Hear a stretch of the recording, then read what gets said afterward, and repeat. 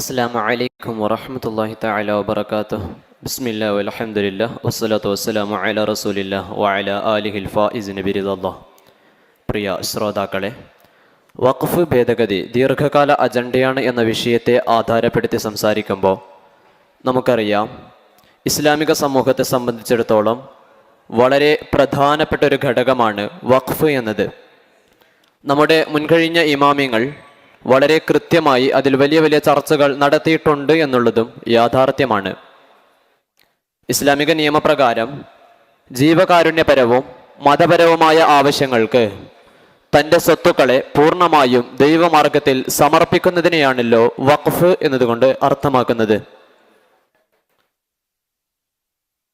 ഇന്ത്യയിൽ 1923 മുസൽമാൻ വഖഫ് ആക്ടിന് രൂപം കൊടുക്കുന്നത് കൊളോണിയൽ ഭരണകാലത്താണ്. പിൽക്കാലത്ത് 1954 നെഹ്റു സർക്കാർ ആ ബില്ല് പാസാക്കുകയും 1995 2013 കാതലായ ഭേദഗതികളോടുകൂടെ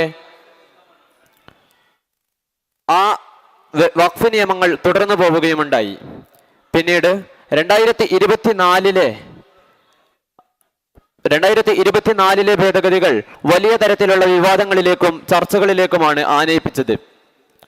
അതിനുള്ള കാരണം മറ്റൊന്നുമല്ല, പൂർണ്ണമായും രാജ്യത്തിന്റെ അന്തസത്തയെ അല്ലെങ്കിൽ വഖഫ് നിയമം തുടർന്നു കൊണ്ടുപോകുന്ന അന്തസത്തയെ തകർക്കുന്ന തരത്തിലായിരുന്നു 2024 ഭേദഗതികൾ. വഖഫ് ഭൂമി എന്ന് പറയുന്നത്, വഖഫ് ബോർഡ് ഇന്ന് ഭൂമി കയ്യേറ്റക്കാരാണെന്ന് വലിയ തോതിൽ വിമർശനം ഉന്നയിക്കുന്നവരുണ്ട്. പ്രധാനമായിട്ടും 2 കാര്യങ്ങളാണ് അത്തരത്തിലേക്ക് അവരെ ആനയിപ്പിക്കുന്നത്. ഒന്ന്, വഖഫ് ബോർഡിനെയും മുസ്ലിങ്ങളെയും സംബന്ധിച്ച് സമൂഹത്തിൽ തെറ്റിദ്ധാരണ പടർത്തി വലിയ തരത്തിൽ വർഗീയത സൃഷ്ടിച്ചുകൊണ്ട് വോട്ട് ബാങ്കിങ് പൊളിറ്റിക്സ് ശക്തിപ്പെടുത്തുക എന്നത് തന്നെയാണ്. മറ്റൊന്ന്, സർക്കാരിന്റെ കയ്യിലുള്ള ഈ പുതിയ ഭേദഗതി ബില്ലിന് കൂടുതൽ സാധ്യതകൾ സൃഷ്ടിക്കലുമാണ്. ഈ 2 ലക്ഷ്യങ്ങൾ മുന്നിൽ വെക്കുമ്പോഴും നമുക്കറിയാം, 2014 അന്യാധീനപ്പെട്ട് കിടക്കുന്ന വഖഫ് ഭൂമികളെ തിരിച്ചുപിടിക്കാനായുള്ള ബില്ല് പാർലമെന്റിന്റെ ശീതീകരണിയിൽ ഇരിക്കുമ്പോൾ തന്നെയാണ് അതിനെയൊന്നും വകവെക്കാതെ സമൂഹത്തിന് കൂടുതൽ ദോഷം ചെയ്യുന്ന ഇത്തരം ഭേദഗതികൾക്ക് സർക്കാർ മുന്നോട്ട് വരുന്നത് എന്നും. എന്താണ് പുതിയ ഭേദഗതികൾ ഇത്രയും വിമർശനം ഉന്നയിക്കാൻ കാരണമാകുന്നത്? നമുക്കറിയാം, പഴയ ഭേദഗതിയിൽ സെക്ഷൻ 40 പുതിയ നിയമത്തെ ഭേദഗതിയിൽ റദ്ദു ചെയ്യുന്നുണ്ട്. അതിലൂടെ സെക്ഷൻ 40 പറയുന്നത് പൂർണ്ണാധികാരം ട്രൈബ്യൂണലുകൾക്കായിരുന്നു വഖഫ് സ്വത്തുക്കൾക്ക് മേൽ.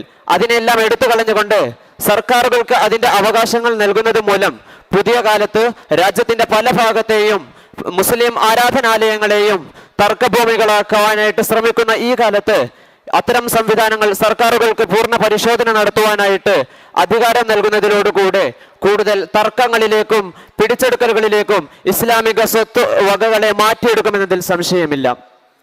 വിശ്വാസത്തെയും പൈതൃകത്തെയും മായ്ച്ചു കളയുന്നതാണ് ഈ പ്രവണത എന്നതിനപ്പുറം ഭരണഘടന നമുക്ക് ഉറപ്പ് നൽകുന്ന വിശ്വാസ സ്വാതന്ത്ര്യത്തിന്റെ പരസ്യ ലംഘനം കൂടിയാണ്. മറ്റൊന്ന്, റവന്യൂ നിയമങ്ങൾ പ്രകാരം മാത്രമാണ് വഖഫ് നടത്തുക എന്നതാണല്ലോ പുതിയ ഭേദഗതി. വാക്കാൽ വഖഫ് നടത്തുക എന്ന പഴയ ഭേദഗതിയിൽ നിന്ന് അവർ മാറ്റം കൊണ്ടുവരുന്നതിന് പ്രധാനമായിട്ട് അവർ ലക്ഷ്യം വെക്കുന്നത് കൂടുതൽ വഖഫ് ഭേദഗതികളെ, വഖഫ് സമ്പ്രദായത്തെ സങ്കീർണപ്പെടുത്തുക എന്നത് തന്നെയാണ്.